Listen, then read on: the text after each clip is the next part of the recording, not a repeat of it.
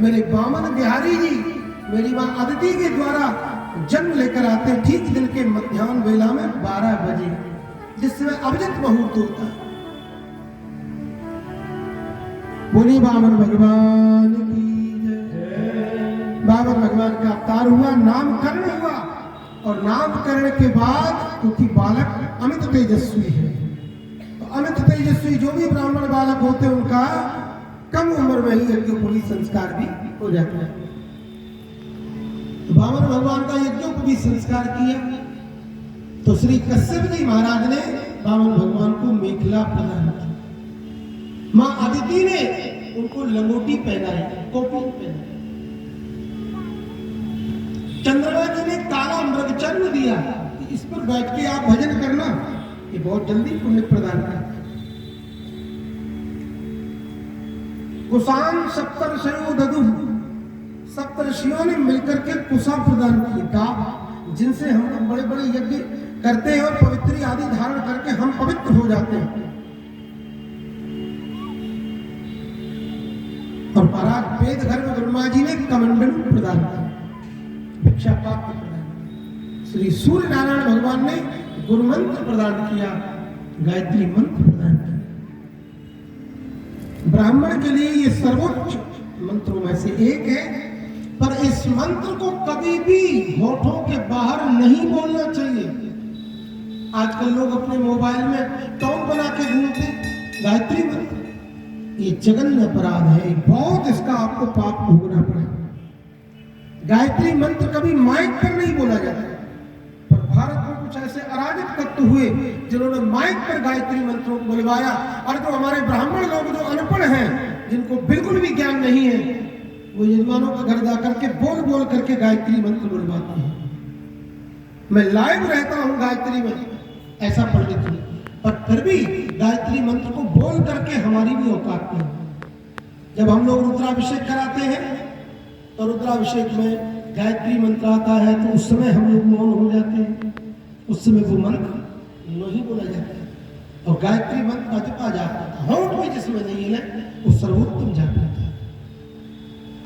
तो गायत्री मंत्र को कभी टोल न बनाए, न कभी बोले। और आप लोगों को तो गंगा स्नान करने के बाद भी बोलने का अधिकार नहीं है। किसी भी स्त्री को, किसी भी जो व्यक्ति जिसका यज्ञोपवीत नहीं हुआ, जिसका संध्या बंदन नहीं करता है, वो ब्राह्मण भी गायत्री को छूने का अधिकार नहीं। बोलने की तो बहुत बड़ी बात। ये ओरिजिनल वैदिक परंपरा जो आपको बोलना है, बाकी आप लोगों की अजीब बात। आप लोगों के सरल मंत्र ओम नमः शिवाय भी किसी को नहीं बोलना चाहिए। शिवाय नमः, शिवाय नमः, इस मंत्र का रुद्राक्ष से जप करके देखिए, जितने दिन आपने भजन किया है कुछ नहीं मिला। इसको आप करके देखिए 6 महीने, बहुत कुछ मिलने लगे। पर डोंट यू से ओम नमः शिवाय, ओनली फॉर यू से ओम नमः शिवाय नमः, शिवाय नमः, और आसन पर जप। यही मंत्र भगवती पार्वती जपा करती, जपो जाय शंकर सतना, अथवा शिव शिव शिव शिव, ये जप।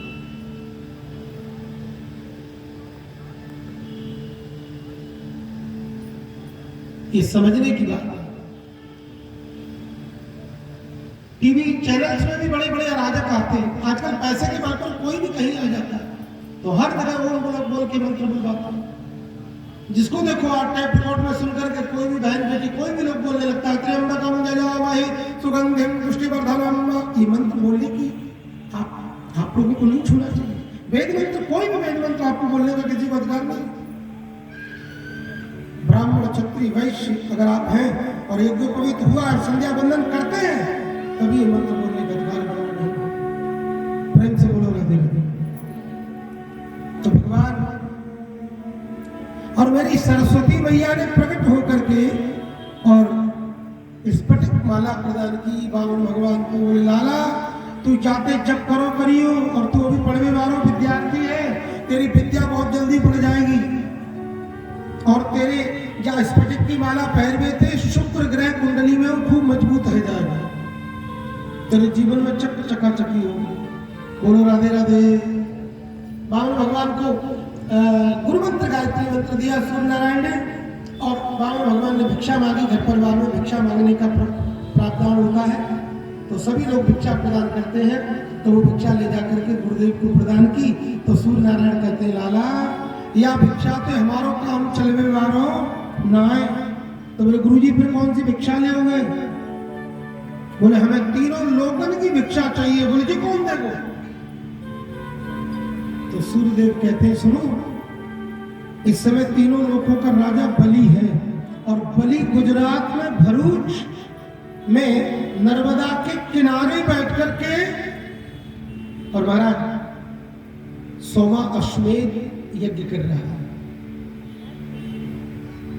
सोमा अश्वमेध यज्ञ कर रहा है, ठीक है महाराज। और बलि बड़ा दानी है, तुम जो मांगोगे वो मना नहीं करो।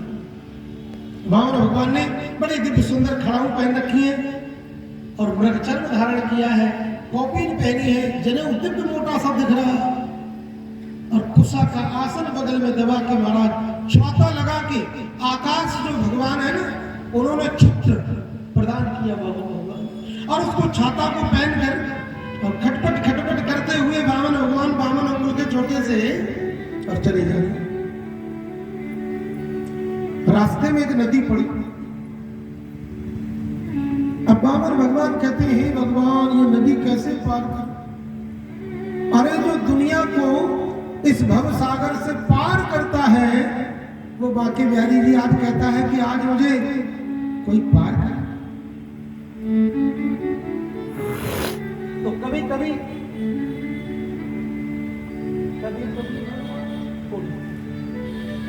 देखो कभी कभी बड़े बड़े अच्छे फंस जाते हैं, भगवान क्या चीजें वो लोग आगे रहते।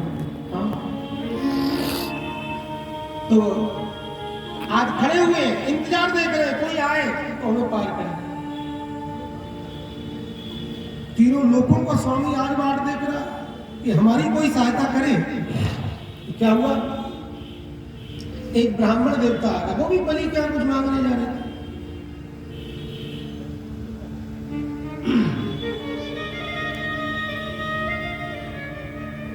तो ब्राह्मण देवता को वामन भगवान ने प्रणाम किया।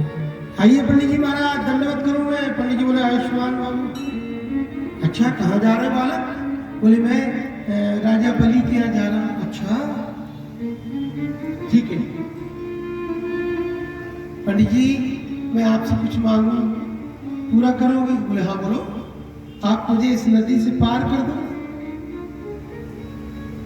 तो वामन भगवान बोले पंडित जी बोले सुनो, अगर मैंने तुम्हें पार कर दिया तो तुम बलि के पास पहले चले जाओगे, तो तुम देखने में चिकने चूपड़े हो, बड़े मलूक सुंदर लग रहे हो, तो बलि तुमको बहुत कुछ दे देगा और हमें कुछ नहीं देगा। तो वामन भगवान बोले पंडित जी मैं बड़ा संतोषी ब्राह्मण हूं, हम वादा करते हैं पार उतार दो, पहले तुम चले जाना और उसके बाद फिर मैं जाऊंगा, मैं वादा करता। पंडित जी बोले बड़े संतोषी बोले हाँ जी।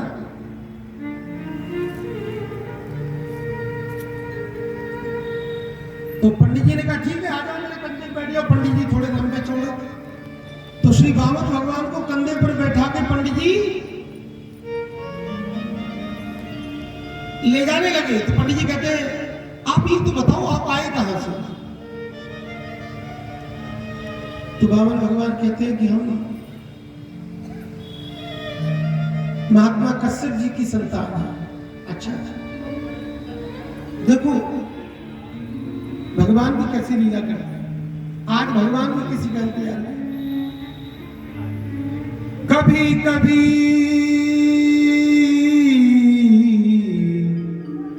कभी कभी भगवान को भी भक्तों से काम पड़े। जाना था गंगा पार प्रभु की भटकी नाव चढ़